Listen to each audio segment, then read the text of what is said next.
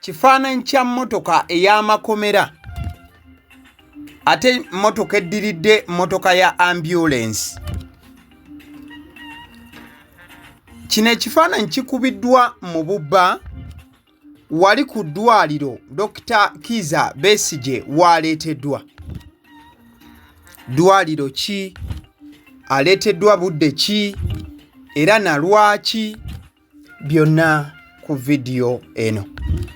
Dr. Kizza Besigye olunaku olwaleero olw'Essande ng'ennaku z'omwezi 16 Februari 2025 aggiddwa e Luzira Maximum Security Prison oba mu kkomera lya Luzira Maximum Security n'aleetebwa ku clinic awo ku Village Mall e Bugoloobi. Clinic Dr. Kizza Besigye waleeteddwa era ekifaananyi ekyo we kikubiddwa kigambibwa nti Dr. Kanyerezi Nandawula yagitwala, wabula nga we baleetedde Dr. Kizza Besigye amawulire ag'obulamu bwe okubeera nti bukewa buli ddakiika gabadde gakyagenda mu maaso olw'okubanga gayita wano na wali. Egimu ku misango Dr. Kizza Besigye lwaki akyakuumibwa emabega wa mutayimbwa kwe kuli omusango gwe bagamba gwa illegal possession of firearms, ammunition and treachery. Era ng'ojja kujjukira olunaku olwokutaano ate era yaleetebwa ku Buganda Road Court ate ku olwo emisango egyali gimuleeteddwako gye gya inciting violence. Dr. Kizza Besigye bwe yaleetebwa olunaku olwo olwokutaano yalabikira ddala nga asowottose era endabika ye yaleetera bangi okuba nga ebenyiikaza omutima mu mbeera efaananako bw'etyo. Wabula olunaku olwaleero nga Dr. Kizza Besigye tannaleetebwa mu klinika eno, abafamire ye bavuddeyo oba baadde bavuddeyo ne bategeeza nti baafunye okusabibwa okuva mu kkomera, wabula nga nabo bennyini babadde tebakisuubira nti okusabibwa kuno kwazze ekiro ekikeesezza leero Sande, okusaba kwazze mu kiro ekya Saturday, nga basaba abafamire ye baleete personal doctor wa Dr. Kizza Besigye amulabire mu kkomera e Luzira. Nti omusawo wa Dr. Kizza Besigye ab'amakomera baasabye famire emugambe agendeyo mu kkomera gy'abaalabira Dr. Kizza Besigye. Ekifaananyi ekyo kye kifaananyi ekirala era ekikubiddwa mu Bubba nga kiraga nti wadde Dr. Kizza Besigye yaleeteddwa ku ddwaliro lino akyakuumibwa security ekyali tight nnyo ekigenze ewala. Bw'obanga ojjukiramuko emabega okusinziira ku balawyers wamu n'abali ku lusegere lwa Dr. Kizza Besigye bazze bakyogera lunye nti baagaana Dr. Kizza Besigye okubanga afuna abasawo ababe be yeesaliddewo wano na wali. Abafamire nga bagenda maaso n'okuba nti nno basoma ekiwandiiko ekyabagiddwa bo ng'abafamire wamu ekwata ku Dr. Kizza Besigye, bagambye nti oba wabadde batunula nga banyonnyola nti mu mazima amatuufu Dr. Kizza Besigye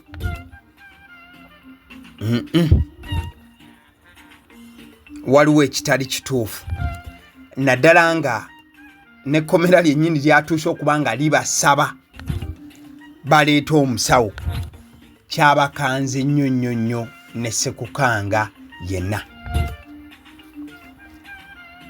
bw'ogenda maaso n'okuba nti weetegereza byonna ebibadde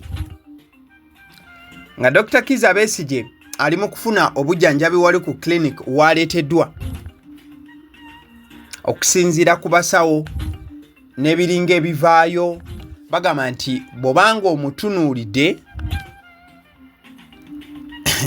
according to the statements Dr. Besigye is physically weak and his condition is a bit worrying and unstable.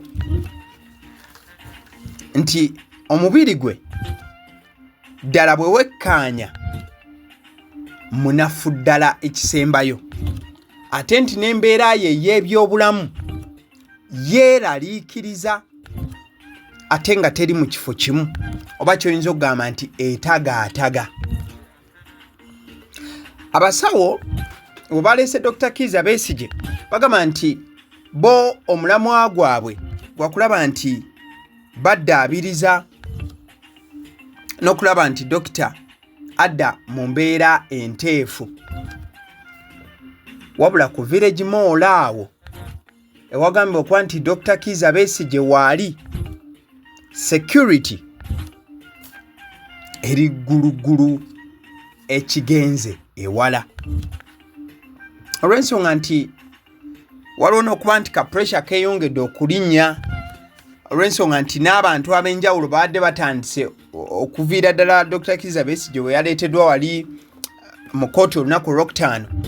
Abantu ab'enjawulo batandise okuba nga abakola zi drive ez'enjawulo n'okuba nga bawandiika n'okukunga abantu basabe Dr. Kizza Besigye ab'obuyinza bamuwe obujjanjabi n'okulaba nti akkirizibwa okuva mu nkomyo addemu okuba nga alya butaala. So okubeera nti aleeteddwa wano ng'ate ebyo byonna bibadde bitandise okuba nga biyita kyandibanga ne security weevudde mu buufu obufaananako bwe butyo. Kansooke nkusomere ka statement kano nkunyonyole ne we kaavudde. I have just visited Colonel Dr. Kizza Besigye at Luzira prison in the presence of his personal doctors. I have given him counsel and asked him to resume taking food as the government fast tracks the transfer of his case from the court martial to a civil court. Information Minister Dr. Kuris Baryomunsi ye yakoze statement eyo gye buvuddeko ng'agamba nti yabadde akyaliddeko Dr. Kizza Besigye Luzira nti n'abeerawo ng'ayogera naye mu maaso ga musawo we oba personal doctor wa Kizza Besigye n'amukansolinga n'amugamba nti muganda wange ddamu olye kamere nga gavumenti bwe yekkaanya engeri gye tunaddira emisango give mu kooti y'amagye gidde mu kooti y'abantu ba bulijjo.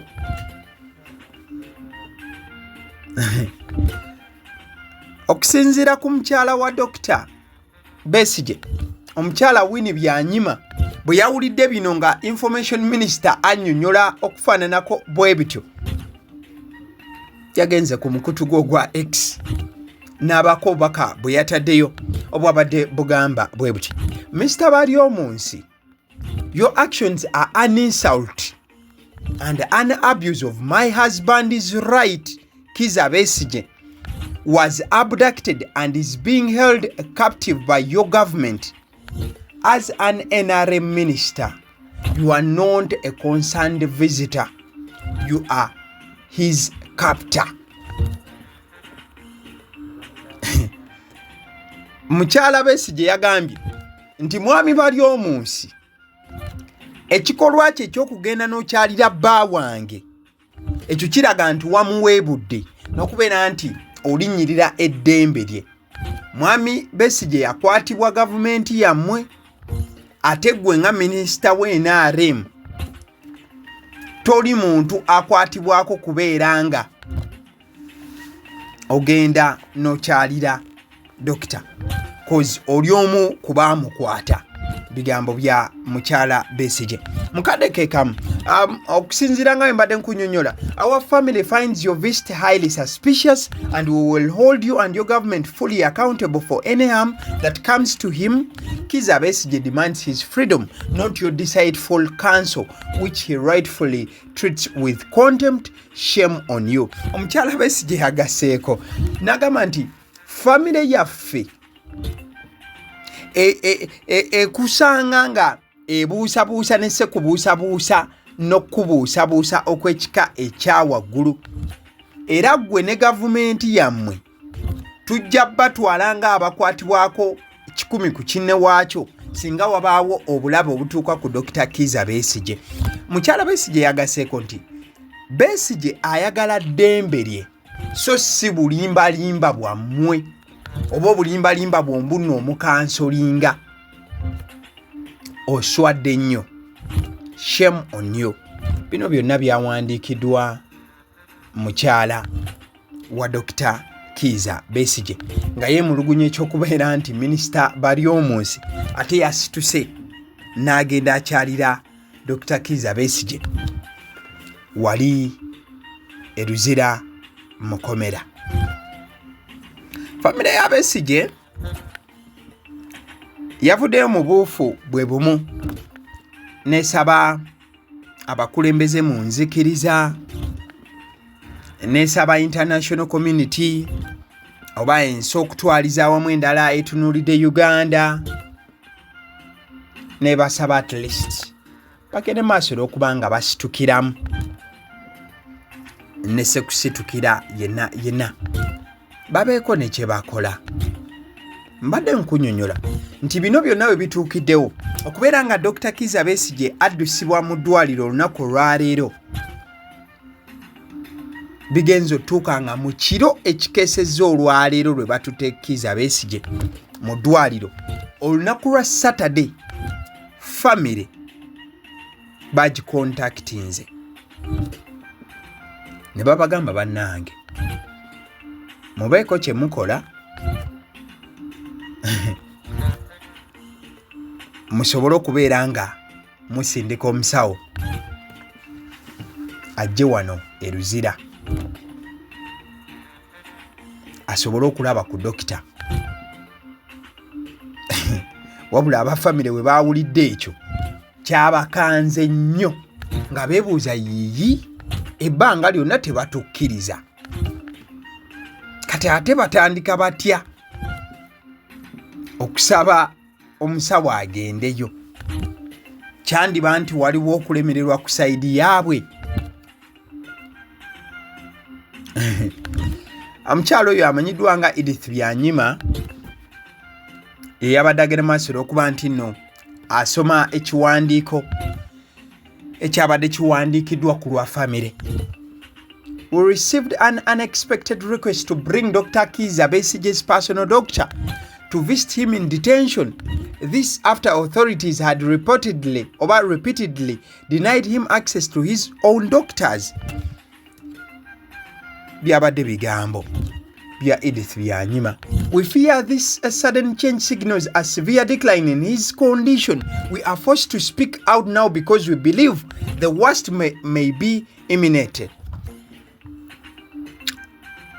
Mubuufu obufaananako bwe butyo. So family olwaleero lwonna esibye mu kutya okw'ekika ekyawaggulu ng'ekisinga okuba nga kigitiisa kyekyokuba nti ate babadde babasaba bayetike omusawo bamutwaleyo. Wabula ndowooza abafamile we babadde nga baludderuddemu nga bakyakubagana empawa wano na wali kaabeeruzira nti nedda Dr. Kizza Besigye katumujje wano. Wabula kigambibwa nti aleeteddwa ng'ali mu wheelchair.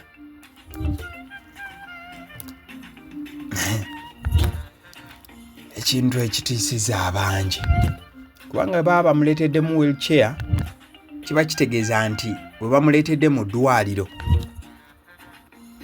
abadde tasobola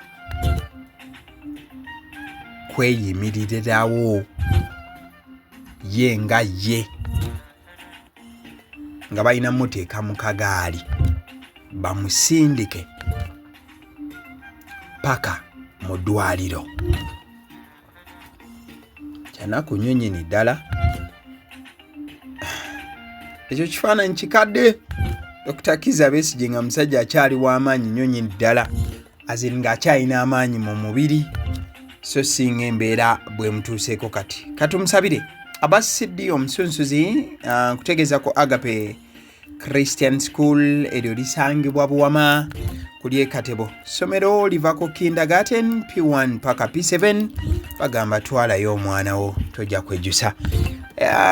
Mabega omuzindaalo yenze Abasidi omusunsuzi kyegamba kiri kimu. Genda maaso n'okuba nti olikinga vidiyo eno mukwano gwange. Agenda maaso n'okuba nti olaba ate ng'ogenda maaso n'okuba nti owuliriza eddoboozi lino.